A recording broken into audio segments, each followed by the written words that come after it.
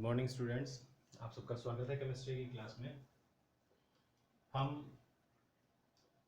Chemical property पढ़ रहे थे बेटा, और ऑक्सीडेशन चल रहा था एल्डिहाइड का। उसी सीक्वेंस में जो नेक्स्ट रिएक्शन आती है वो आती है फेलिंग टेस्ट।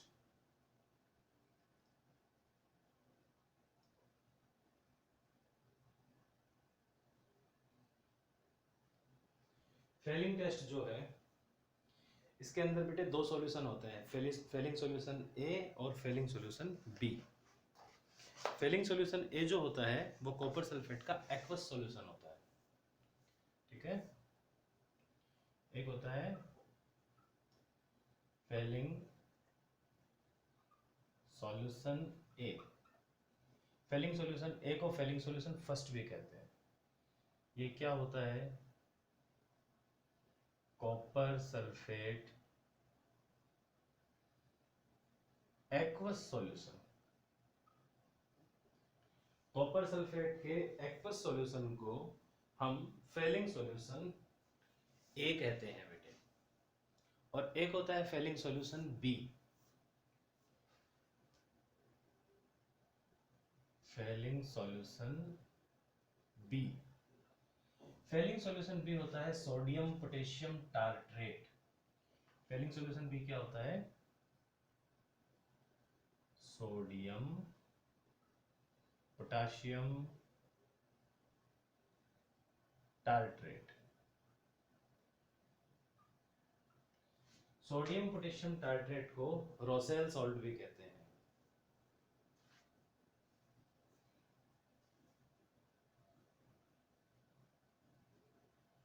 Rosell salt. अब इसका फॉर्मूला मैं आपको बता दूं, सोडियम पोटेशियम टार्ट्रेट का क्या होता है। टार्ट्रिक एसिड होता है, वो होता है COOH,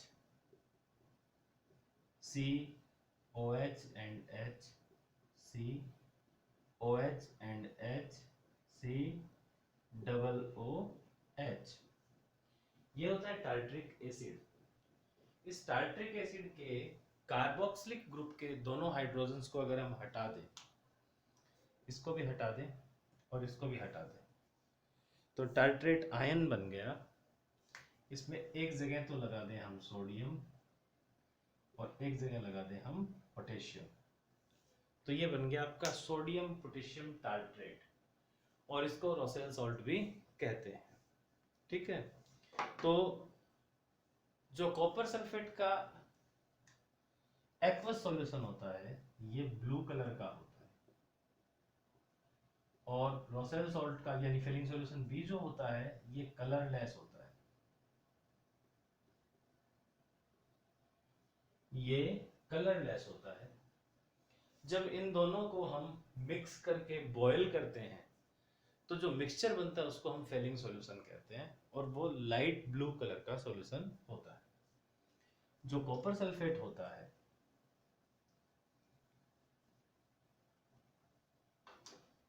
फेलिंग सॉल्यूशन बी जो होता है बेटा, वो वास्तव में सोडियम पोटेशियम टार्ट्रेट का एल्काइल सॉल्यूशन होता है। तो एल्केलाइन सॉल्यूशन होता है, तो एल्केलाइन सॉल्यूशन जो है वो होने की वजह से इसका एल्केलाइन सॉल्यूशन है। तो एल्केलाइन सॉल्यूशन है तो प्लस NaOH ये होता है ना। तो ये जो बेस है, ये बेस कॉपर सल्फेट से रिएक्शन करता है। ये हो गया आपका CuSO4 plus 2 moles of NaOH। मैं आपको रिएक्शन डिटेल में बताऊंगा, आप उसका स्क्रीनशॉट लेंगे, फिर हम बुक के अकॉर्डिंग आयनिक इक्वेशन भी लिख लेंगे। तो बेटे CuOH का होल ट्वाइस क्यूप्रिक हाइड्रोक्साइड बन जाता है, साथ में यहां से Na2SO4 सेपरेट हो जाता है। रिएक्शन में ये पार्टिसिपेट करता है, और जब ये रिएक्शन में पार्टिसिपेट करता है तो रिएक्शन क्या होती है देखो। ये है आपका CH3 C double bond O and H, 2 moles CuOH के होल ट्वाइस के रिएक्शन करते हैं। फोकस करके देखना बेटा, रिएक्शन बहुत सिंपल है। जब मैं आयोनिक इक्वेशन लिखूंगा उस टाइम पे आपके कंफ्यूजन नहीं रहेगा, फोकस करके देखना। 2 मोल्स लिए मैंने, 2 मोल्स में से जब मैं गर्म करूंगा तो वाटर मॉलिक्यूल सेपरेट होंगे। तो ये 1 मोल में से 1 वाटर मॉलिक्यूल सेपरेट हुए तो 2 मोल्स में से 2 हो जाएंगे, तो 2 मोल्स ऑफ वाटर सेपरेट हो जाएगा। यहाँ से पीछे देखोगे तो CuO बचा है, क्यूप्रिक ऑक्साइड। तो यहाँ बचा क्या है, CuO। अब देखो CuO एंड CuO, मैं इसको 2 टाइम लिख लेता हूँ। 2 मोल्स बचे हैं तो 2 टाइम ही लिखूंगा। अब बेटा एक का ऑक्सीजन निकलेगा और ये ऑक्सीजन निकल कर ये जो आपका एल्डेहाइड है ये वाला बॉन्ड ब्रेक कर देगा, और जो ऑक्सीजन यहां से निकला था वो इन दोनों के बीच में आके जुड़ जाएगा। तो एल्डेहाइड जो है वो कार्बोक्सिलिक एसिड में कन्वर्ट हो जाएगा, CH3 C double bond O and H। ये हो गया आपका carboxylic acid.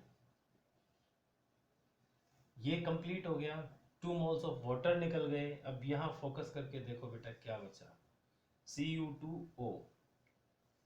Cu2O cuprous oxide होता है और इसका red brown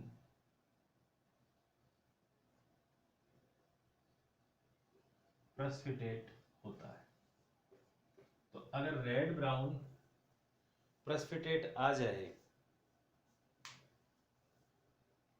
red brown precipitate आ जाए तो हम क्या कहेंगे कि जो कंपाउंड है वो एल्डिहाइड है, क्योंकि एल्डिहाइड के ऑक्सीडेशन से, जब उसका ऑक्सीडेशन हम किससे करवा रहे हैं, फेरिंग सॉल्यूशन से, तो रेड ब्राउन प्रेसिपिटेट आएगा, क्योंकि जो क्यूप्रिक हाइड्रोक्साइड है वो किस में कन्वर्ट हो जाएगा, क्यूप्रिक ऑक्साइड में। इसका आप स्क्रीनशॉट ले लो, फिर मैं आयोनिक इक्वेशन लिख के बताता हूँ आपको।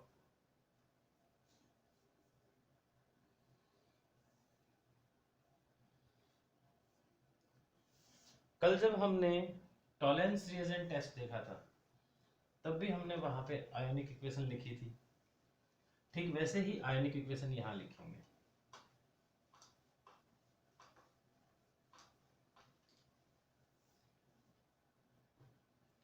देखो बेटा ये हो गया आपका aldehyde, RC double bond O and H। ये एल्डिहाइड रिएक्शन करता है Cu2 प्लस और OH माइनस आयन से। OH माइनस आयन से रिएक्शन करता है तो OH माइनस आयन दो काम करते हैं, तो वाटर मॉलिक्यूल बनाते हैं और साथ में ऑक्सीजन डोनर का काम करते हैं। जैसे मैंने आपको टॉलेंस रिएजेंट की रिएक्शन बताई थी ना, वैसे ही होगा। यहाँ से हाइड्रोजन निकलेगा, एक ऑक्सीजन यहाँ जुड़ जाएगा, एल्डिहाइड है वो कार्बोक्सिलेट आयन बनाएगा।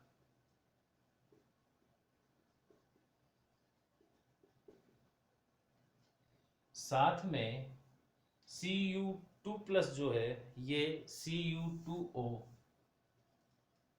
क्यूप्रस ऑक्साइड के रेड ब्राउन प्रेसिपिटेट में कन्वर्ट हो जाएगा।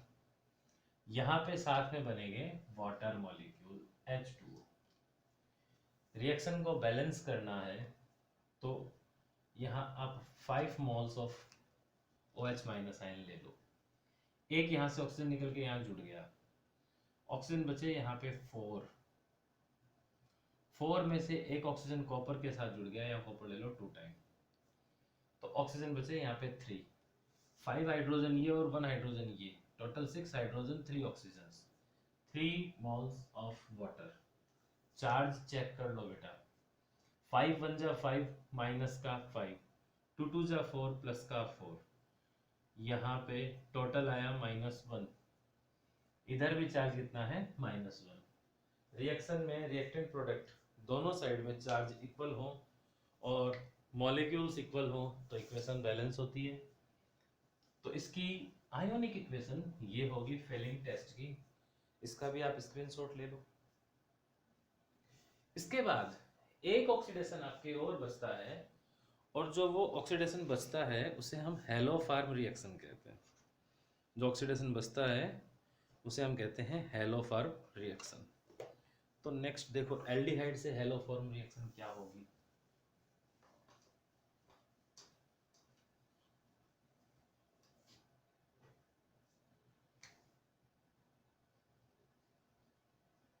हेलोफार्म रिएक्शन,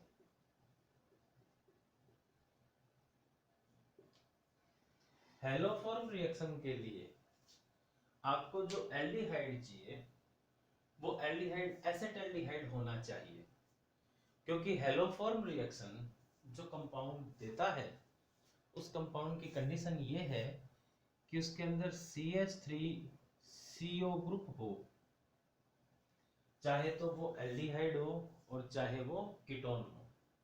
तो ऐसे आपको बहुत सारे कीटोन मिल जाएंगे जिसमें ये ग्रुप हो, पर ऐसा आपको सिर्फ एक एल्डिहाइड मिलेगा जिसमें एक ग्रुप हो, और वो है एसेटल्डिहाइड CH3COH।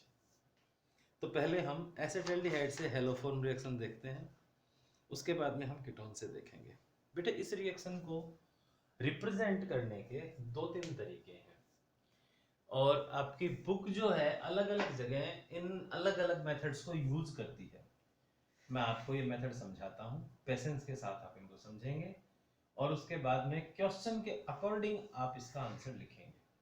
इस चीज को अच्छे से याद रखेंगे कि क्वेश्चन कहाँ से आया है, क्योंकि अभी हेलोल्केन हेलोरिन पढ़ाऊंगा, वहां पे इस रिएक्शन को मैं एक और तरीके से बताऊंगा। यही बता दूंगा आपको मेथड, दोनों नोट्स में आपको एक मेथड मिलेगा, ठीक है। लेकिन समझो आप पहले अच्छे से। देखो बेटा, आपने लिया एल्डिहाइड, कौन सा, एसेटल्डिहाइड, CH3 C double bond O and H, एसेटल्डेहाइड, और इसकी रिएक्शन करवाई हेलोजन के साथ, फॉर एग्जांपल क्लोरीन के साथ करवाई। इसको मैं Cl सिंगल बॉन्ड Cl ले लेता हूं, प्रेजेंस होगी एल्केलाइन मीडियम NaOH या KOH। अब क्या होगा कि अल्फा हाइड्रोजन हेलोजन के साथ सेपरेट हो जाएंगे। अब ये CHO ग्रुप है फंक्शनल ग्रुप, फंक्शनल ग्रुप के साथ वाला हाइड्रोजन है कार्बन है अल्फा कार्बन। अल्फा कार्बन के साथ जुड़े हुए हाइड्रोजन कौन से हैं, अल्फा हाइड्रोजन, और कितने हैं, 3। तो यहाँ पे क्लोरीन के कितने मोल यूज होंगे, 3 moles of chlorine. 3 hydrogen atom reaction करेंगे 3 क्लोरीन एटम के साथ में। यहाँ हाइड्रोजन क्लोरीन रिएक्शन करके क्या निकाल देंगे बेटा, 3 मोल्स ऑफ HCl। अब यहाँ इस जगह 3 क्या लग जाएंगे, क्लोरीन। जो कंपाउंड बनेगा वो होगा CCl3 C double bond O and H। इसे हम क्या बोलेंगे, ये तो फर्स्ट कार्बन है, ये सेकंड कार्बन है, तो 2 ट्राइक्लोरो मेथ एथ एथेनॉल, और इसी कंपाउंड को हम क्लोरल भी बोलते हैं। तो ये क्लोरल बन जाता है। अब ये क्लोरल आगे फिर रिएक्शन करता है खुद NaOH के साथ। जब ये क्लोरल NaOH के साथ रिएक्शन करता है तो यहां से क्लोरोफॉर्म सेपरेट हो जाता है। देखो बेटा, ये वाला बॉन्ड ब्रेक होता है और ये ऑक्सीजन हाइड्रोजन के बीच का बॉन्ड ब्रेक होता है। C का जो एक बॉन्ड ब्रेक हुआ उस पे H जुड़ गया, तो प्रोडक्ट क्या बन गया, CHCl3, और इसी को हम क्लोरोफॉर्म, कॉमन नेम है ट्राइक्लोरोमीथेन, IUPAC नेम है। और साथ में जो को प्रोडक्ट बनता है उस को प्रोडक्ट को फोकस करके देखो तो को प्रोडक्ट है HC double bond O, HC double bond O। Carbon पे बॉन्ड फ्री है, ऑक्सीजन पे बॉन्ड फ्री है, आपस में जुड़ेंगे ONA। यहाँ Na की जगह अगर H होता तो ये होता फॉर्मिक एसिड। फॉर्मिक एसिड का H मैंने हटा दिया तो फॉर्मेट आयन, और उस H की जगह Na लगा दिया तो सोडियम फॉर्मेट। तो इसका कॉमन नेम तो क्या है? Sodium format. और IUPAC नेम है सोडियम मेथेनोएट, क्योंकि एक कार्बन का कार्बोक्सिलिक एसिड मेथेनोइक एसिड होता है, और मेथेनोइक एसिड का H हटाओगे तो मेथेनोएट आयन बनेगा। तो ये कंपाउंड बन गया बेटा आपका। तो अगर मैं क्लोरीन की जगह आयोडीन ले लेता, यहां क्लोरीन की जगह आयोडीन ले लेता तो आयोडोफॉर्म बन जाता। और आयोडोफॉर्म जो होता है वो वायलेट कलर का होता है। तो बेटा वो रिएक्शन एल्डिहाइड के लिए कंफर्मेटिव टेस्ट भी होती कि अगर आयोडीन और NaOH के सॉल्यूशन के साथ किसी कंपाउंड को गर्म करें और वायलेट कलर का प्रेसिपिटेट बने, तो इसका मतलब ये है कि आपको जो कंपाउंड दिया है वो एसेटल्डिहाइड है, अगर कोई एल्डिहाइड का कंफर्मेटिव टेस्ट हो तो इसका आप स्क्रीनशॉट ले लो। इसी रिएक्शन को एक और पॉइंट ऑफ व्यू से भी देखा जाता है, और वो पॉइंट ऑफ व्यू क्या है मैं उसकी भी बात करता हूं। इसका आप स्क्रीनशॉट ले लो।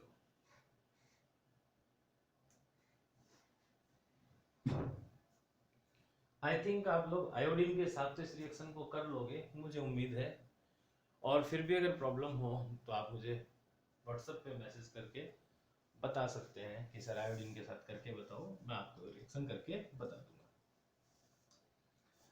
इनऑर्गेनिक केमिस्ट्री जब आपको पढ़ाएंगे इस टाइम पे मैं आपको बताऊंगा बेटा सोडियम की हैलोजन से रिएक्शन, चाहे फिर वो क्लोरीन से हो चाहे फिर वो आयोडीन से हो। अच्छा, यहाँ जरूरी नहीं है क्लोरीन आयोडीन ही काम में लेना, आप ब्रोमीन भी काम में ले सकते हो, उसमें भी कोई प्रॉब्लम नहीं है, ब्रोमीन भी काम में ले सकते हो। तो देखो बेटा, अगर मैंने लिया NaOH और NaOH के मैंने ले लिए 2 मोल्स, और उसकी रिएक्शन करवाई क्लोरीन या आयोडीन में से किसी के साथ भी, तो NaOH से वाटर मॉलिक्यूल निकलता है, ये निकल गया H2O, Na के साथ Cl जुड़ेगा, Na के साथ Cl जुड़ेगा, तो यहां से H2O निकल गया, NaCl निकल गया, क्योंकि ये बॉन्ड ब्रेक हुआ, एक Na और एक Cl, साथ में क्या बना NaOCl, NaOCl, sodium hypochlorite compound को क्या बोलेंगे? सोडियम हाइपोक्लोराइट,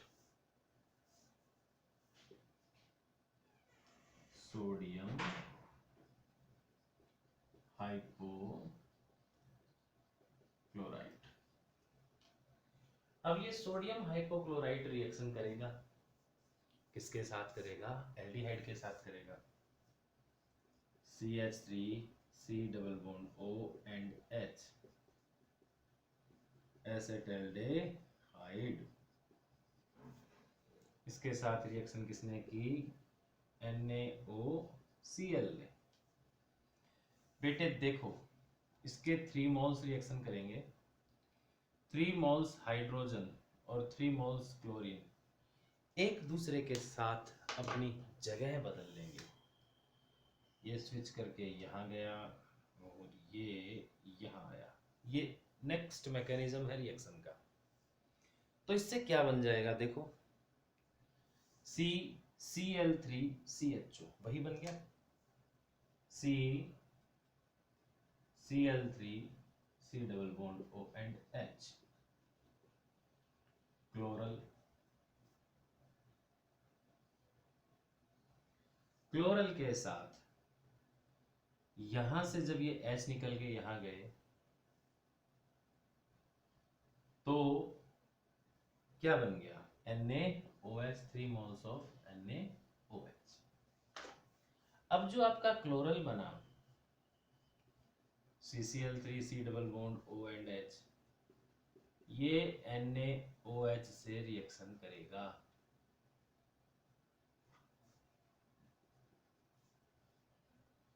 और यहाँ ये बेटे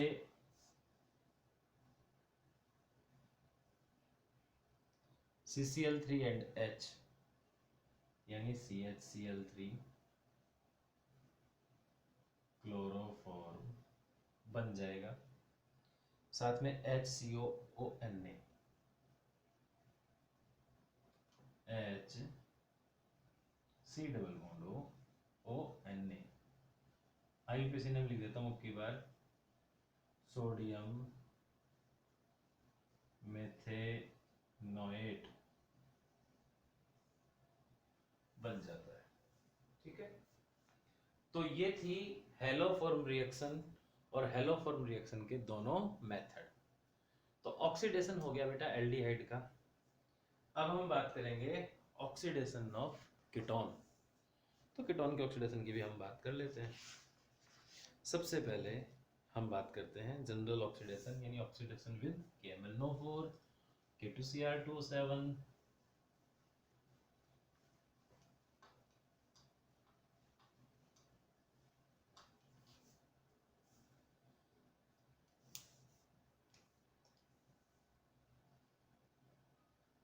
ऑक्सीडेशन किसका करना है आपकी बार हमें? कीटोन का। बेटे ये एनसीईआरटी के अंदर रिएक्शन डायरेक्ट दी हुई है और राजस्थान बोर्ड में इस रिएक्शन को थोड़ा ब्रीफली एक्सप्लेन किया हुआ था। ठीक है, तो मैं आपको ये रिएक्शन समझा देता हूँ कैसे होती है, क्या होता है। राजस्थान बोर्ड का इसका जो पॉइंट ऑफ व्यू था मैं उसकी भी बात कर लूंगा। देखो बेटा, ये है आपका CH3C double bond O and CH3 acetone.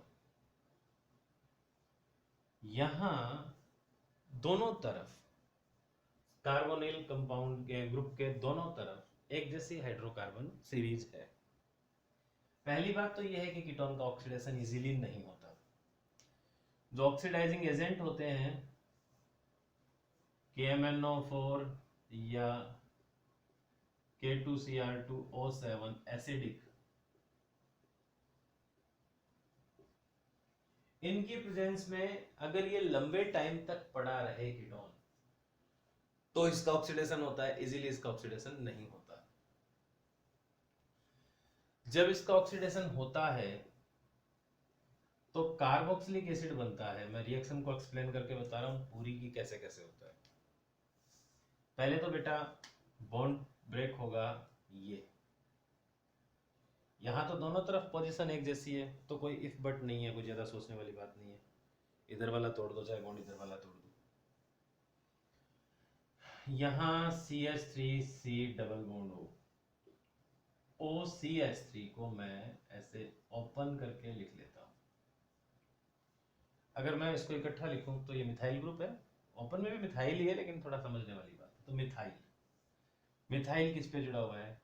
Ethanoate ion पे जुड़ा हुआ है ना, 2 कार्बन का कार्बोक्सिलिक एसिड होता। अगर यहाँ CH3 की जगह H होता तो इस कंपाउंड को हम क्या बोलेंगे? Methyl ethanoate.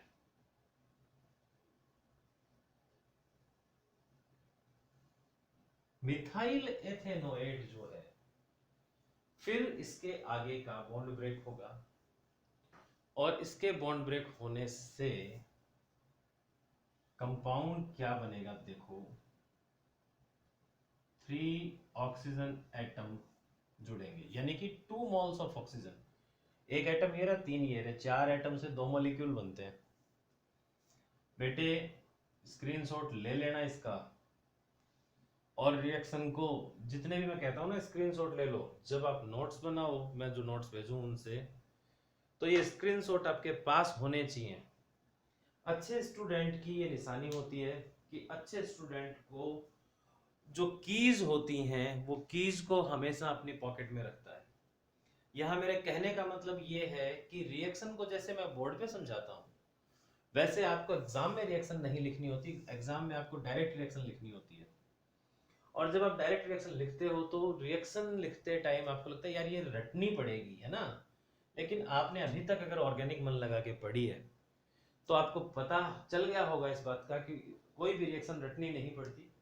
हर रिएक्शन की चाबी होती है और बहुत सारी रिएक्शंस के लिए मास्टर की भी होती है, और वो मास्टर की रेगुलर क्लास लेने वाले बच्चे को पता है। तो जब आप नोट्स बनाओ तो उसके अंदर बॉक्स बना के आप ये रिएक्शन जो थोड़ी डिफरेंट रिएक्शंस हो उनको लिख दिया करो और साइड में लिख दिया करो नोट फॉर एग्जाम।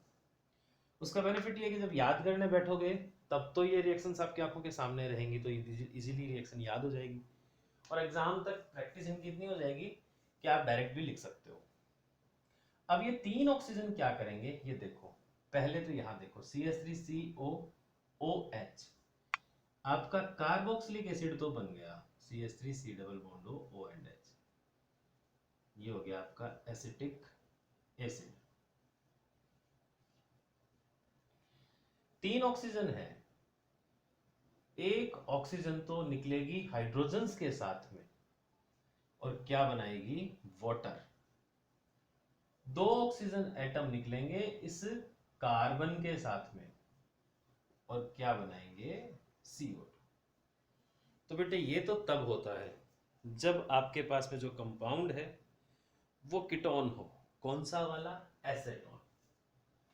अब अगर मान लो एसेटोन के बजाय कोई और कीटोन आपको मिल जाए, और वो कीटोन ऐसा मिल जाए जिसके अंदर नॉन सिमेट्रिक कीटोन हो, मतलब कार्बोनिल ग्रुप के दोनों तरफ जो ग्रुप जुड़े हुए हैं उनमें number of carbon different different हो, तो क्या होगा? तो आप इसका स्क्रीनशॉट ले लो, फिर क्या होगा उसकी भी बात कर लेते हैं। देखो अच्छे से समझना बेटा, मैं आपको रिएक्शन की बात करूं, पहले तो हम कॉमन रिएक्शन लिख लेते हैं। अच्छा, ये सारा काम होता कब है, कार्बोक्सिलिक एसिड बनता कब है? जब जो ऑक्सीडाइजिंग एजेंट है ना, इनकी प्रेजेंस लंबे टाइम तक हो कीटोन के साथ, तो अदरवाइज नहीं। अब देखो बेटा, कोई कीटोन है आपके पास में RCH2 C double bond O CH2 R dash, तो R और R डैश डिफरेंट है इसलिए मैंने इनको R और R डैश लिखा है, अदरवाइज तो मैं R लिख देता दोनों तरफ। अब यहाँ पे जो कार्बोनाइल ग्रुप है, कार्बोनाइल ग्रुप है, इसके दोनों तरफ जो हाइड्रोकार्बन श्रृंखला है, मैं उनको नंबर देते हुए बात कर लेता हूं। इसकी को मैं 1, इसको 2 और इसको 3 कह दूं। अब जो क्लीवेज की पॉसिबिलिटी है वो क्या क्या है? क्लीवेज हो सकता है कार्बन फर्स्ट और कार्बन सेकंड के बीच में, और क्लीवेज हो सकता है कार्बन सेकंड और कार्बन थर्ड के बीच में। हो सकता है कि नहीं हो सकता है? तो अगर क्लीवेज हो कार्बन फर्स्ट और कार्बन सेकंड के बीच में, तो आपके प्रोडक्ट क्या होंगे?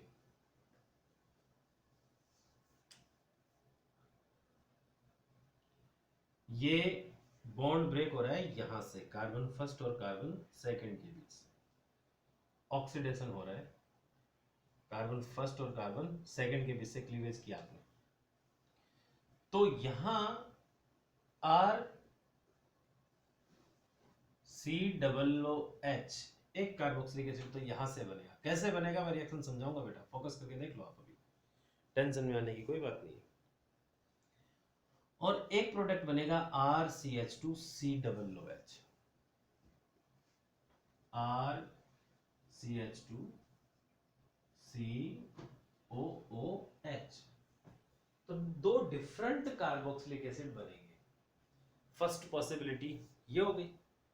साथ में को प्रोडक्ट और भी बनेंगे, और वो क्या होंगे? अगर मान लो क्लीवेज यहां से ना होता, ये मैं इनके ब्रैकेट में लिख देता हूं, cleavage between carbon first and carbon second, साथ में क्या बनता? अगर क्लीवेज होता कार्बन थर्ड और कार्बन सेकंड के बीच में से, तो बनता RCH2 C double bond O and H, साथ में बनता R डैश। अच्छा, इधर वाला जो था बेटा वो R डैश था, है ना, R dash C double O H, ये कब बना? जब क्लीवेज हुआ कार्बन सेकंड और कार्बन थर्ड के बीच में से। तो जितने भी पॉसिबल कार्बोक्सिलिक एसिड होते हैं सारे बन जाते हैं। लेकिन रूल ये कहता है कि जो छोटा ग्रुप होता है एल्काइल ग्रुप हाइड्रोकार्बन श्रृंखला का, वो कार्बोनिल ग्रुप के साथ रहता है, और जो बड़ी हाइड्रोकार्बन श्रृंखला है वो सेपरेट कार्बोक्सिलिक एसिड बनाती है। अभी जो मैंने आपको रिएक्शन बॉडी बताई है ये आपको एग्जाम के लिए लिखनी है, एनसीईआरटी के लिए। लेकिन अगर मान लो आप नीट या आईआईटी का पेपर दे रहे हो और वहां कोई क्वेश्चन आ जाए तो उसके अंदर आपको वो आर और आर डैश नहीं देगा, वहां वो आपको रिएक्टेंट देगा, और वो रिएक्टेंट दे के आपसे प्रोडक्ट पूछेगा कि प्रोडक्ट क्या बनेगा। तो उसके लिए मैं रिएक्शन आपको बता रहा हूं, और उस रिएक्शन का आप स्क्रीनशॉट कंफर्म ले लेना बेटा। सपोज करो, मतलब पॉसिबिलिटी जितनी है वो बनेंगे सारे के सारे, पर मैं बता रहा हूं कि मैक्सिमम जो मेन प्रोडक्ट है वो क्या बनेगा। तो वो कैसे समझना, आपको एग्जाम में तो यही लिखना है कि भाई अगर क्लीवेज ये हो तो ये कार्बोक्सिलिक एसिड बनेंगे, ये हो तो ये बनेंगे। तो कुछ कंपाउंड ऐसे होंगे जिनमें क्लीवेज C1 और C2 के बीच से होगा, कुछ कंपाउंड ऐसे होंगे जिनमें क्लीवेज C2 और C3 के बीच में से होगा। तो 4 पॉसिबिलिटी है, तो 4 कार्बोक्सिलिक एसिड आपको मिल जाएंगे, है ना।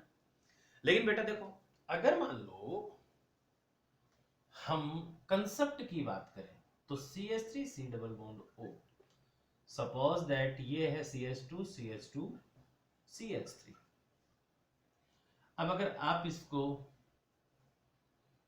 नोमेनक्लेचर के अकॉर्डिंग, आईयूपीएसी के अकॉर्डिंग नंबर दें तब तो 1 2 3 4 5 2 पेंटेनॉन हो गया। और अगर कॉमन सिस्टम में बोले तो प्रोपाइल ये है, मिथाइल ये, तो मिथाइल प्रोपाइल कीटोन हो गया।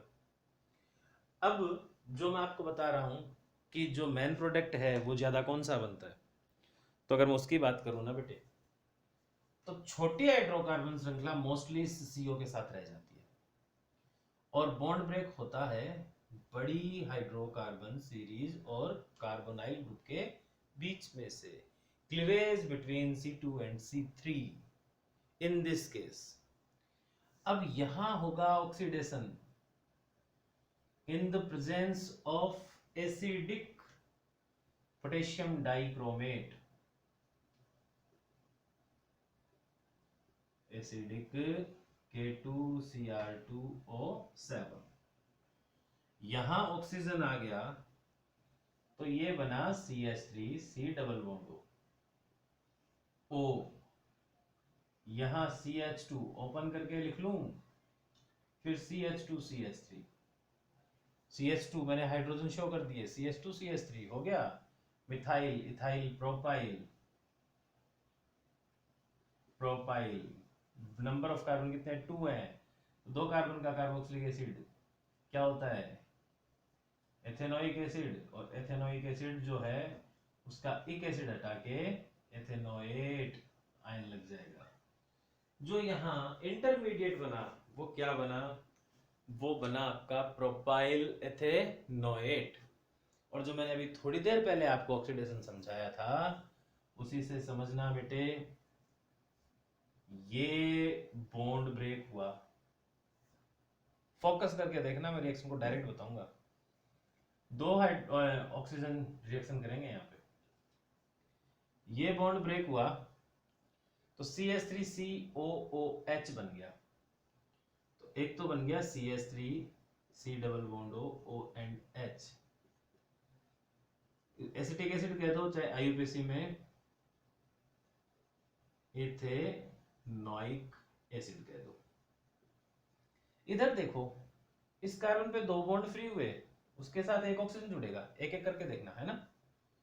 तो CH3 CH3CH2 CH3CH2 C double bond O and H, CH3CH2C, इस पे 2 बॉन्ड फ्री हुए, एक ऑक्सीजन जुड़ा, एंड H। एल्डिहाइड बन गया कि नहीं बन गया। इस एल्डिहाइड का आगे ऑक्सीडेशन होगा तो एक और ऑक्सीजन आइटम काम में आएगा, और जब ऑक्सीडेशन होगा तो CO और H के बीच में ऑक्सीजन आ जाएगा, मेथ एथ प्रोप, प्रोपेनोइक एसिड। तो बेटे ये बनता है, ठीक है। तो ये एल्डिहाइड का और कीटोन का ऑक्सीडेशन हो गया। कीटोन से एक रिएक्शन और बची, हेलोफॉर्म रिएक्शन। तो हेलोफॉर्म रिएक्शन भी आप भी साथ में देख ही लो, ऑक्सीडेशन के ज़्यादा पार्ट करने ठीक नहीं है। तो ऐसा कीटोन चाहिए आपको जिस कीटोन के अंदर CH3 ग्रुप की प्रेजेंस हो। CH3CO ग्रुप अगर नहीं होगा, मैंने आपको थोड़ी देर पहले बताया था, तो हेलोफॉर्म रिएक्शन नहीं होगी। हमने थोड़ी देर पहले जो हेलोफॉर्म रिएक्शन देखी थी वो रिएक्शन देखी थी किससे, तो एल्डिहाइड से। अभी जो हम हेलोफॉर्म रिएक्शन देख रहे हैं वो किससे देखेंगे, कीटोन से।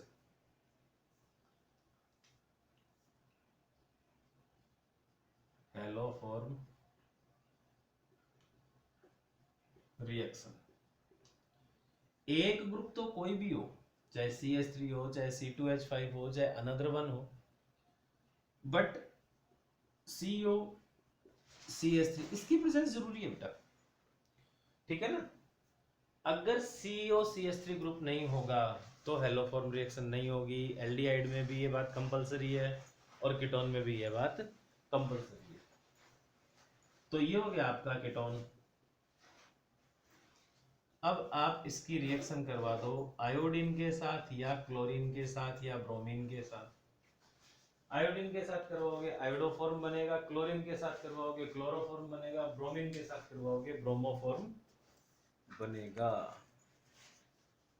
हाँ बेटा, तो आपने देखा कीटोन के अंदर CH3CO का होना जरूरी है। आयोडीन के साथ इसकी रिएक्शन करवाएंगे हम, तो क्या होगा, ये 3 हाइड्रोजन 3 आयोडीन के साथ यहां से सेपरेट हो जाएंगे 3Hi और बन जाएगा RC डबल बॉन्ड O। इनकी जगह पे भी 3 आयोडीन जुड़ जाएंगे CI3।